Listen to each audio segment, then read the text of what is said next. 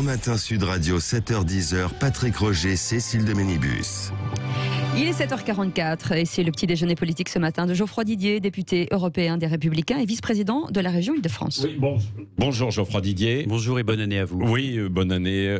Évidemment, la polémique sur les retards de la vaccination en France, est-ce qu'il y a un vrai défaut d'organisation ou est-ce de la prudence alors qu'il y a une forte défiance pour la vaccination? Nous le savons, la situation sanitaire est ces jours-ci très préoccupante. Il y a des retours de vacances, il y a le froid qui s'installe, et puis il y a un mutant du virus qui le rend beaucoup plus infectieux, pas plus pathogène, mais plus infectieux. Et donc, le vaccin n'est pas seulement un espoir, il est devenu une urgence vitale et absolue, puisque nous sommes désormais dans une course contre la montre. Bon, mais vous avez vu, il y a une forte défiance. Il y a un sondage encore ce matin dans le Figaro, 58%. Des dizaines de millions de Français qui veulent se faire vacciner. Oui. Et là, je le dis comme député au Parlement européen, ces jours-ci, le gouvernement français est en train de s'humilier publiquement devant l'Europe entière. Sur la lenteur, 10 000 vaccins administrés. L'Italie, 30 000. La Pologne, 50 000. Le Royaume-Uni, qui s'est payé le luxe de quitter l'Union européenne, 1 million. La France, 516. Alors la question, c'est à qui la faute? Est-ce vraiment la faute de l'Europe? Non. Puisqu'il y a une synchronisation de la campagne de vaccination grâce à l'Union européenne, avec un nombre très important de vaccins qui ont été acheminés au prorata de la population. Ce n'est pas de la faute de l'Europe. Est-ce la faute de la bureaucratie? Sans doute, oui un peu. Mais la bureaucratie est forte quand les politiques sont faibles. Donc je pense qu'il y a eu un défaut d'anticipation, un entêtement centralisateur, des erreurs stratégiques au niveau politique qu'ils n'ont même pas le courage d'assumer et qu'ils tentent de maquiller par une communication boursouflée et fausse qui ne trompe plus les Français. Oui, ça c'est de la fausse communication. Olivier Véran qui dit il faut prendre un peu son temps, prudence, avant de et consulter. Comment ose-t-on écoutez, c'est le ministre faire croire qu'il faudrait être prudent? Bien sûr qu'il faut être prudent. Bien sûr que la vaccination n'est pas obligatoire. Bien sûr qu'il faut prendre le temps d'un consentement éclairé, surtout à l'égard des personnes âgées. Mais moi, ce qui m'intéresse, ce n'est pas de critiquer, parce que je crois que nous avons tous vu quel était ce diagnostic alarmant du retard de la vaccination française. Ce qui m'intéresse, c'est de proposer. Et il faut, par exemple, élargir les cibles. Nous savons que la vaccination dans les EHPAD prend du temps parce qu'il faut un consentement éclairé des personnes âgées. Mais pourquoi, par exemple, ne pas commencer en parallèle la vaccination, pas seulement des soignants de plus de 50 ans, mais la vaccination de tous les soignants? Pourquoi ne pas commencer dès maintenant et surtout dès hier la vaccination de toutes les personnes fragiles, c'est-à-dire celles de plus de 70 ans? Nous savions que le temps était long pour la vaccination dans les EHPAD, il aurait fallu débuter dès le départ. Oui, mais peut-être qu'on n'est pas prêt, justement, que tout n'est pas acheminé sur place, parce qu'il faut une forme de logistique. Oui. Et c'est bien le problème.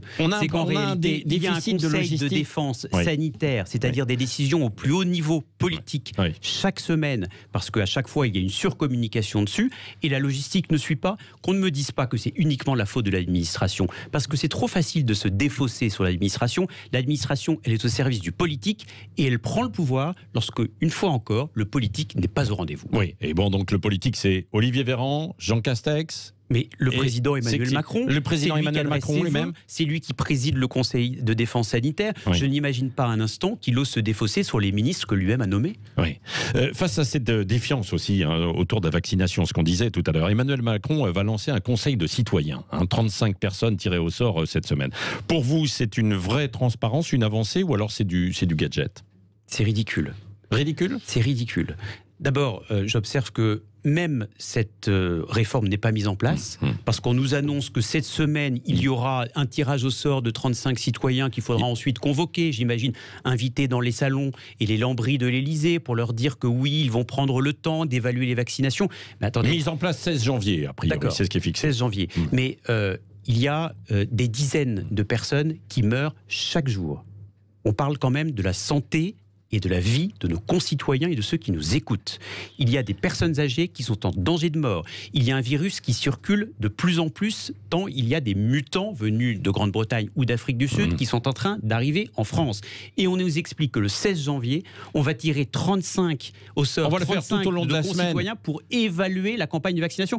Mais moi, je n'ai pas besoin participer à côté des politiques. Il n'y a pas besoin. Je n'ai pas besoin d'être tiré au sort pour voir à quel point aujourd'hui le gouvernement n'est pas au rendez-vous. Et j'ai honte J'ai honte, je vous le dis, en tant que député au Parlement européen, pour mon pays. J'ai honte et je suis scandalisé d'un tel défaut d'anticipation, d'un tel entêtement centralisateur et d'un tel défaussement politique. Et puis moi, je demande comme député au Parlement européen... Est-ce que vous demandez des comptes alors ? Oui, je demande surtout que les comptes soient établis. C'est-à-dire que je demande que l'Union européenne mette en place un tableau de bord officiel et quotidien du nombre de vaccinations mises en place grâce aux autorités de santé. Donc c'est facile de comptabiliser les vaccinations quotidiennes au sein de chaque pays de l'Union européenne afin que l'on soit mis face à nos responsabilités politiques. Vous appellerez ça vaccinoton ou je ne sais quoi d'autre, mais lorsqu'on est au milieu du tunnel, il est quand même temps pour le gouvernement français de passer la 5e et de faire face à ses responsabilités politiques. Et est-ce qu'il y a de la rivalité aussi sur les vaccins en Europe, au sein de l'Union européenne ? On sait que l'Allemagne s'est précipitée pour avoir elle-même aussi ses vaccins. Vous la voyez, cette rivalité, ou pas, dans la distribution et la répartition ? C'est là que l'Union européenne a joué son rôle. Et je ne défends pas toujours l'Europe, je ne défends pas toujours Bruxelles, car elle n'est pas toujours au rendez-vous et parfois elle impose des normes contraignantes, mais là, elle a été réactive, offensive et égalitaire en prenant et commandant autant de vaccins que nécessaire. Il y a aujourd'hui tous les vaccins que l'on veut, il y a plusieurs types de vaccins. Il y a le vaccin ARN messager de Biotech, de Pfizer Biotech, il y a celui de Moderna qui est en train d'arriver, qui est en passe d'être validé par l'autorité européenne des médicaments. Il y a au Royaume-Uni celui d'AstraZeneca, Oxford, qui n'est pas encore validé au sein de l'Union européenne. Nous avons suffisamment de vaccins pour les administrer aux Français et aux personnes les plus fragiles. Qu'est-ce que fait le gouvernement ? Je vous pose la question, je nous pose la question, et je n'attends pas les 35 Français tirés au sort pour qu'enfin on trouve une solution à ce problème majeur. Geoffroy Didier, en attendant la vaccination, certains redoutent aussi une reprise de l'épidémie avec la rentrée, après le brassage pendant les fêtes. Oui, c'est ça. D'où la course contre la montre. Est-ce qu'il faut réaménager d'ailleurs ce retour aussi à l'école, les collèges, les crèches notamment ? Je ne le crois pas. Je suis favorable à ce que l'école puisse reprendre aujourd'hui. On sait bien que ce n'est pas une rentrée comme les autres. Même si les enfants, visiblement, selon les premières indications en venant de Grande-Bretagne, comme les autres. On sait à quel point aussi il y a un décrochage scolaire et à quel point dans certains départements, je pense par exemple à la Seine-Saint-Denis, on a perdu de vue des centaines, voire des milliers d'écoliers. Donc oui à une rentrée des classes, mais oui aussi à une rentrée très anticipée, à un protocole sanitaire renforcé. Il a fallu attendre le retour des vacances de M. Blanquer hier soir à 18h sur un plateau de télévision pour que les professeurs sachent comment allait se passer la rentrée. Ça, ce n'est pas normal. Ce gouvernement est vraiment malade lui-même d'un défaut d'anticipation. Je ne sais pas ce qu'ils font, je ne sais pas par quoi ils se laissent absorber, submerger, mais nous avons un problème au sommet de l'État. On parle aussi beaucoup des réouvertures possibles. Alors les salles de spectacle, c'est sûr, ça va être décalé. Les restaurants, vous pensez vous-même aussi que ce sera décalé ? La date du 20 janvier n'est plus tenable ? Il est vrai que face à une situation sanitaire qui risque de s'enflammer dans les prochains jours, il apparaît difficile que les restaurants puissent ouvrir. Mais là aussi, encore et toujours défaut d'anticipation. J'aurais bien aimé qu'on trouve une solution avec un protocole sanitaire renforcé et que ce ne soit pas toujours les mêmes qui payent. Parce que je pense à tous ces cafetiers, à ces restaurateurs qui sont en train de faire faillite malgré les aides réelles du gouvernement et que je salue parce que lorsque le gouvernement fait quelque chose de bien, je suis le premier à le saluer et à l'applaudir. Mais quand même, là aussi, on laisse mourir à petit feu des gens qui se saignent aux quatre veines, qui ont eux-mêmes créé ces restaurants et ces cafés par le fruit de leurs efforts et de leur travail et qui sont en train d'être totalement abandonnés, non pas forcément financièrement par le gouvernement, mais abandonnés tout simplement parce qu'ils ne demandent qu'une chose, c'est de pouvoir travailler en respectant les conditions sanitaires. Deux questions politiques. Avant de parler des régionales, aussi Michel Barnier, c'est lui qui a arraché l'accord avec sur le Brexit avec le Royaume-Uni. Il vient de votre famille politique. Est-ce que ça pourrait être un homme qui peut compter demain sur la scène politique française, en fait, de nouveau ? Ce sera une voix qui compte et je salue sa capacité qu'il a eue à aboutir et à négocier cet accord qui n'était pas facile à obtenir tant le négociateur qui était Boris Johnson était compliqué à gérer. Et c'est un accord qui a su préserver l'amitié avec le pays de Shakespeare, qui a su respecter la volonté souveraine d'un peuple de quitter l'Union européenne. Je n'étais pas d'accord avec le Brexit, mais je voulais en tout cas que la décision du peuple britannique puisse être respectée. Et aussi, et surtout, devrais-je dire, qui a préservé les intérêts de la France et de l'Europe. Je pense notamment à nos pêcheurs, qui certes vont perdre un peu, mais qui auraient pu perdre beaucoup plus s'il n'y avait pas eu Il pourrait être l'un des hommes, l'une des personnalités de la prochaine campagne des présidentielles ou pas? Moi, je préfère penser aux pêcheurs, à tous ces camionneurs qui vont être face au contrôle douanier, qu'à l'avenir politique de Michel Barnier, même si, encore une fois, il sera incontestablement une voix qui compte. Oui, et vous, Geoffroy Didier, vous serez aux côtés de Valérie Pécresse pour la prochaine campagne des régionales qui va avoir lieu en Ile-de-France, notamment pour Valérie Pécresse au mois de juin? Incontestablement, on a une chance dans la première région de France, première région d'Europe, d'avoir depuis décembre 2015 une présidente qui réforme et qui rassemble.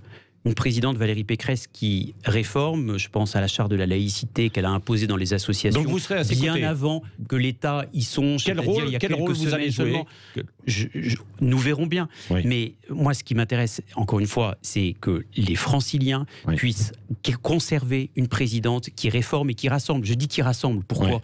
Parce que autour d'elle, il y a des élus, des maires de nouvelle génération notamment, de droite, nouvelle génération de l'UDI, du MoDem. Et le risque, Patrick Roger, c'est qu'il y a à l'occasion des régionales le retour des vieilles idéologies et des très grandes démagogies. Lorsque je vois les débuts politiques de l'ex-animatrice de télévision Audrey Pulvar qui promet la gratuité dans les transports, alors que c'est précisément dans les transports qu'il faut investir massivement pour que les transports soient moins polluants, soient beaucoup plus ponctuels. Oui, mais pour inciter aussi les gens à prendre moins de leur voiture, quoi. Oui, et ben dans ces cas-là, qu'elle mette le Vélib gratuit. Pourquoi n'a-t-elle pas commencé à mettre le Vélib gratuit alors qu'elle est adjointe d'Anne Hidalgo? Pourquoi est-ce qu'elle promet des choses qu'elle ne pourra pas tenir alors qu'on sait que la région ne lève pas d'impôts? Et son seul programme, c'est de créer des taxes pour que les transports soient gratuits alors qu'il n'y a pas un francilien qui sait que les transports publics peuvent être gratuits. Il faut arrêter de prendre les Français pour des idiots.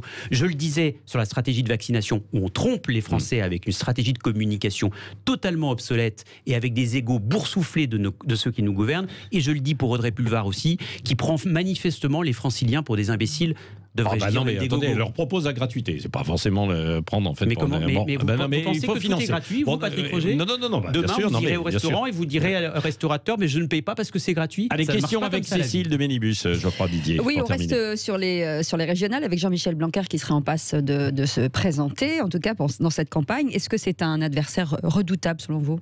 Mais j'ai beaucoup de respect pour Jean-Michel Blanquer, mais jusqu'ici, il est quand même payé par nos deniers publics pour préparer une rentrée sans heurts avec un protocole sanitaire renforcé, pour préparer le bac, pour être à la rescousse de tous ces décrocheurs scolaires. Et j'observe dans la presse que lui-même est en train soit de prendre des vacances, parce que, encore une fois... il était hier soir sur le pont. Oui, depuis hier soir, dimanche, 18h, c'est-à-dire quelques heures avant la rentrée sanitaire, où le professeur n'avait aucune nouvelle sur la manière dont la rentrée allait se dérouler. C'est vrai, on a eu un représentant tout à l'heure. Et puis, il nous propose un dispositif de campagne pour son avenir personnel en Ile-de-France.